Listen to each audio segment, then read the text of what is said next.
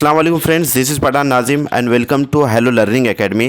Friends, इस session में हम महा टीटी 2014 में पूछे गए माहौलियाती मुताले के 10 क्वेश्चंस वदाहत के साथ देखेंगे। लिहाजा 23 नवंबर को आपका इम्तिहान कंडक्ट होगा। इसी को मद्देनज़र रखते हुए हेलो लर्निंग एकेडमी पर 15 डेज़ की बैच स्टार्ट की गई, जिसमें आपको डेली वीडियो लेक्चर्स मिलेंगे। ऑल सब्जेक्ट्स के पीडीएफ नोट्स आपको दिए जाएंगे, पूरा सिलेबस आपका कवर करवाया जाएगा और उसके साथ 4000 plus MCQs and PYQs practice के लिए आपको दिए जाएंगे। और ऑल सब्जेक्ट्स के टेस्ट सीरीज अवेलेबल किए जाएंगे, यानी कि सब्जेक्ट वाइज जो है तो आपको टेस्ट सीरीज अवेलेबल किए जाएंगे। लिहाजा एक पेपर की फ़ीस 499 है और अगर आप दोनों पेपर ज्वाइन करते हो तो 799 इसकी फ़ीस है। और जितने भी लेक्चर्स अब तक हुए हैं वो रिकॉर्डेड फॉर्मेट में आपको अवेलेबल किए जाएंगे। तो फ्रेंड्स, वक्त को ज़ाया ना करते हुए चलते हम क्वेश्चंस की तरफ। क्वेश्चन है, दिल्ली हो गई खस्ता हाल, दिल्ली के बादशाह का हुआ बुरा हाल, रानी गज़ब की चली वो चाल। हस्ब बाला मिसरों में किस शख्सियत का जिक्र उनके हम असर मराठी शायर देवसुत ने कहा है? यानी कि एक मराठी शायर है जिसने जो है तो इस तरीके से शेर कहा है, लिहाजा वो किसके अकॉर्डिंग कहा है, यानी कि कौन सी जो है तो रानी के अकॉर्डिंग जो है तो कहा है। उस वक्त बादशाह, राजा और महाराजाओं का जो दौर हुआ करता था, तो उसके अकॉर्डिंग जो है तो क्वेश्चन पूछा गया है। नंबर 1 है, झांसी की रानी लक्ष्मीबाई से मुतालिक जो है तो ऊपर का मिसरों में यानी कि शेर कहा गया है।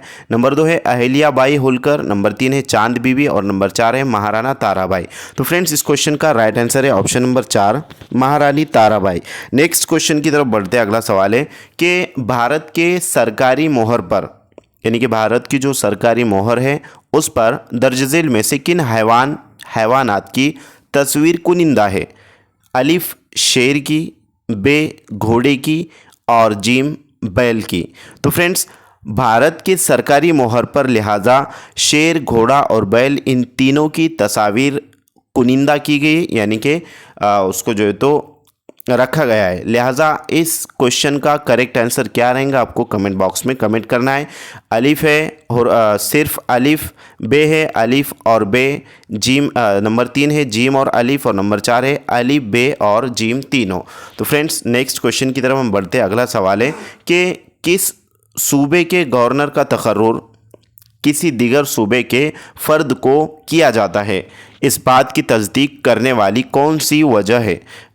नंबर 1, ऐसा भारत के दस्तूर में नाफिज है। नंबर 2, किसी फ़र्द को उसी के सूबे में बहैसियत गवर्नर मुकर्रर ना करने का रिवाज है। नंबर 3, रियासत के मजलिस मुक़न्नना कायम करने से मुंसलिक कानून में ऐसी तजवीज़ है। और नंबर 4, रियासती मजलिस आमिला कायम करने से मुंसलिक कानून में ऐसी तजवीज़ है।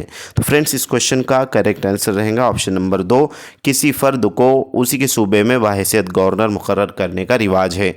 नेक्स्ट क्वेश्चन की तरफ बढ़ते, अगला सवाल है कि पंचायत राज में ग्राम सभा की खुसूसियत जाहिर ना करने वाला मुतबादिल कौन सा है? यानी कि ऐसा कौन सा जो है तो ऑप्शन है, ये निगेटिव टाइप का क्वेश्चन पूछा गया है कि जाहिर ना करने वाला मुतबादिल यानी कि बतलाना है। तो यहाँ पर 3 मुतबादिलात मीन्स 3 ऑप्शन जो है तो ग्राम सभा की खुसूसियत से मुताल्लिक रहेंगे और एक ऑप्शन ग्राम सभा की खुसूसियत से जो है तो ताल्लुक़ नहीं रखेगा, मीन्स वो जो तो गैर मुताल्लिक रहेगा और वही आपका करेक्ट आंसर रहेगा। तो आपको क्वेश्चन अच्छे से रीड करना है क्योंकि क्वेश्चन में ही आंसर छुपा हुआ होता है और क्वेश्चन जिसको अच्छे से समझ में आता है वो बआसानी आंसर तक पहुंच सकता है। नंबर 1 है, गांव के तमाम छोटे बड़े लोगों की सभा को ग्राम सभा कहते हैं। नंबर 2 है, ग्राम सभा मुनक्किद करने की जिम्मेदारी सरपंच की होती है।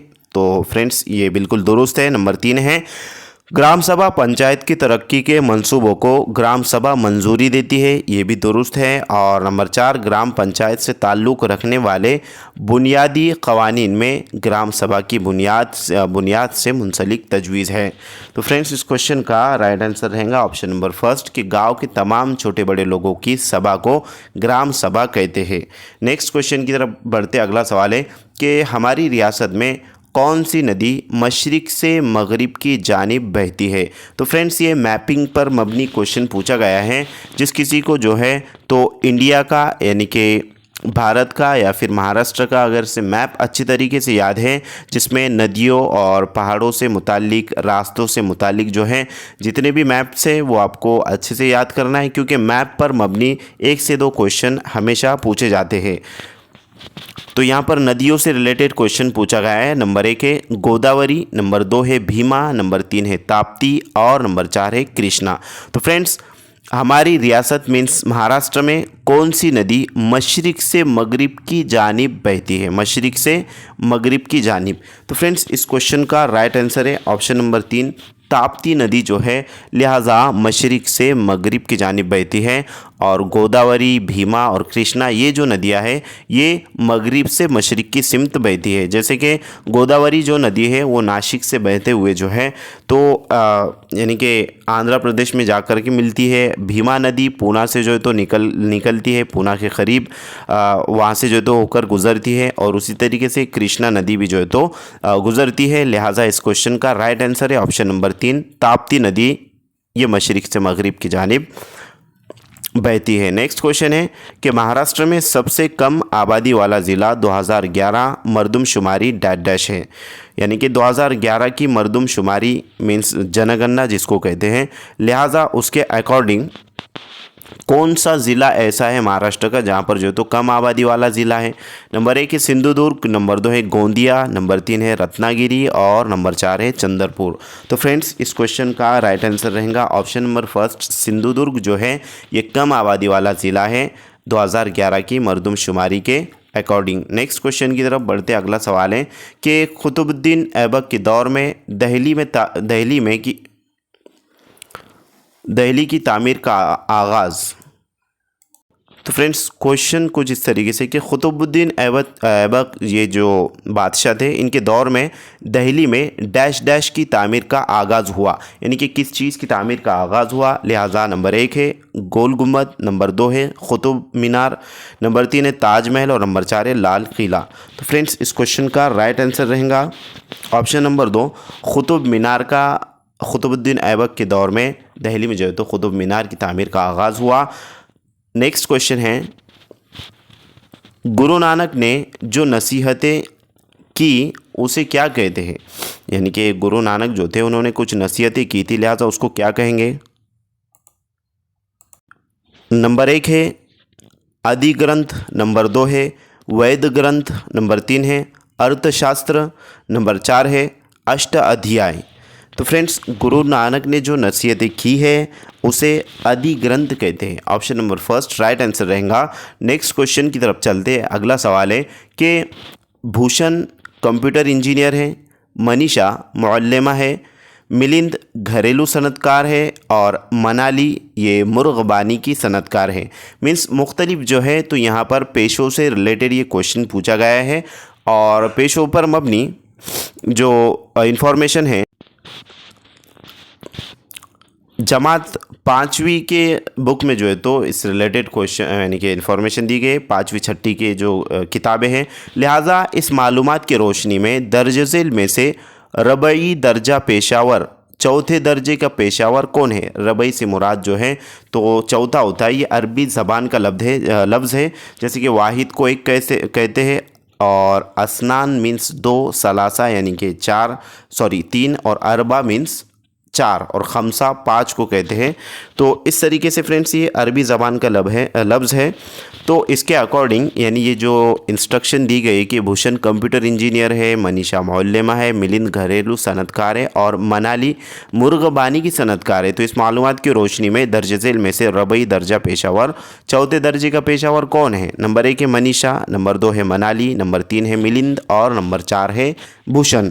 तो फ्रेंड्स, इस क्वेश्चन का राइट आंसर रहेगा ऑप्शन नंबर 1 मनीषा। ये जो है तो चौथे दर्जे के पेशे में इसका शुमार होता है। नेक्स्ट क्वेश्चन की तरफ बढ़ते अगला सवाल है कि कौमी बागात सूबे महाराष्ट्र के किन ज़िलई ग्रोह में मौजूद है? यानी कि कौमी बागात जो है तो कौन कौन से डिस्ट्रिक्ट में है, इस तरीके से क्वेश्चन पूछा गया है। अब ये जो बागात से रिलेटेड इन्फॉर्मेशन है फ्रेंड्स, ये 5वीं जमात की बुक में जो ईवीएस की बुक है, यानी कि जिसको माहौलियाती मुताले की बुक फर्स्ट पार्ट है, उसके अंदर आपको इसके बारे में इन्फॉर्मेशन मिलेंगी। लिहाजा निशानदेही करना है। नंबर 1 है नागपुर, थाना, रायगढ़।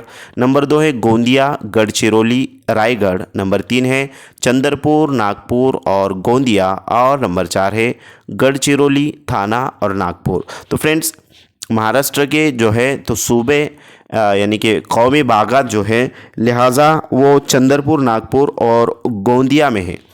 चंद्रपुर, नागपुर और गोंदिया, यानी कि ऑप्शन नंबर 3 आपका राइट आंसर रहेगा, क्योंकि उधर जंगलात यानी कि ज़्यादा है। नागपुर साइड, चंद्रपुर और गोंदिया, ये यानी कि हमारी जो रियासत है महाराष्ट्र, इसके मशरिक में जो है तो ये डिस्ट्रिक्ट पाए जाते हैं। मीन्स आंध्र प्रदेश और छत्तीसगढ़ के जो बॉर्डर हैं, मध्य प्रदेश की जो बॉर्डर है, इन तीनों बॉर्डर्स पर जो है तो ये डिस्ट्रिक्ट पाए जाते हैं। लिहाजा यहाँ पर कौमी बागात का ग्रो जो है तो ये रहेगा।